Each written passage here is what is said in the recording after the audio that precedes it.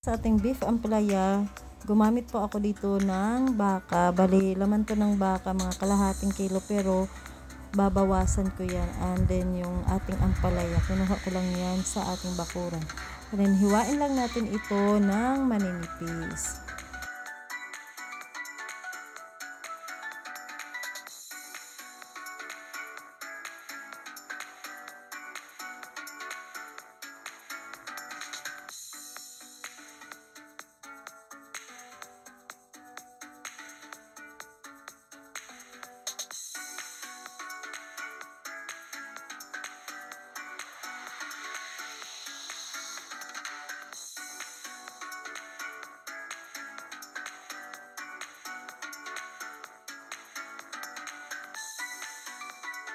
Tapos na nating mahiwa, titimplahan natin ito.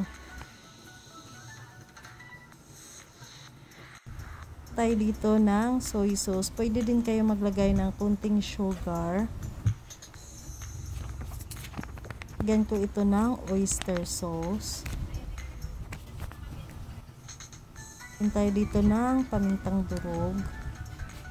Lagay din tayo ng baking soda, mga half teaspoon lang. Tapos mix lang natin ito at ibabad natin to bago natin i-fry. 15 minutes to 20 minutes okay na yan. Tapos dito muna tayo sa ating ampalaya. So hiwain lang natin ito.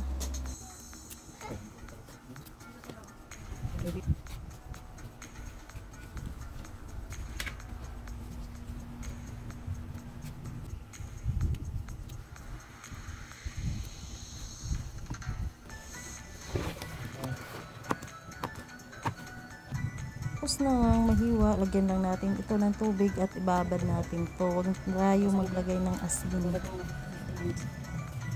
Anong 20 minutes, maglagay na tayo ng cornstarch. 3 spoon lang ito yung aking nilagay. So malaki yung aking ang aking tawag yung spoon. Kaya ang sukat talaga nito ay 3 spoon.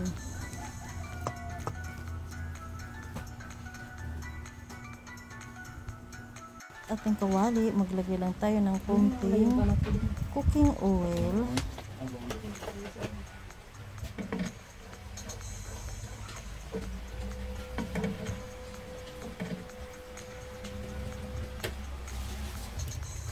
Hit na ang ating cooking oil, ilagay na natin ang ating bawang.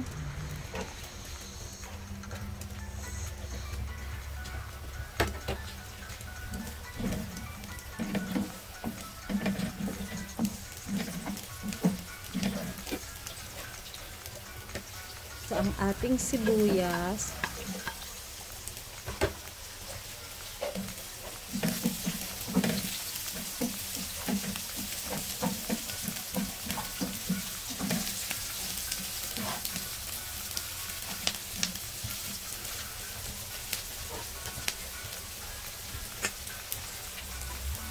So, ilagay na natin ang ating beef na binabad natin.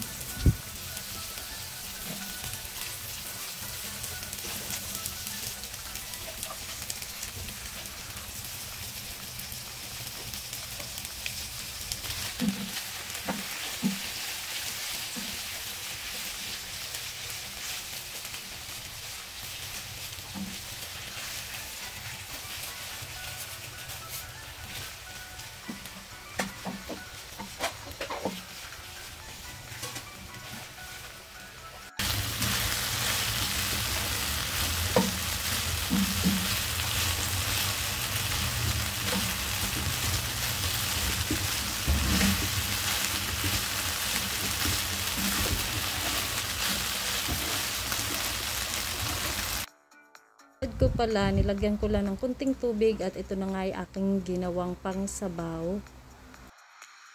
Tapos ay pwede na natin itong timplahan. So maglagay lang ako dito ng seasoning mix. Pwede din kayo maglagay ng Knorr cubes.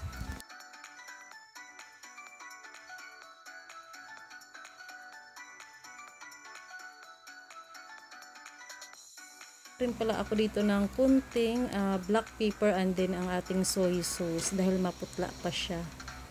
Tapos ilagay na natin ang ating ampalaya. Bali, yung gagawin ko pala sa ampalaya mga ka-cooking ay half cook lang ang pagluto ko nito.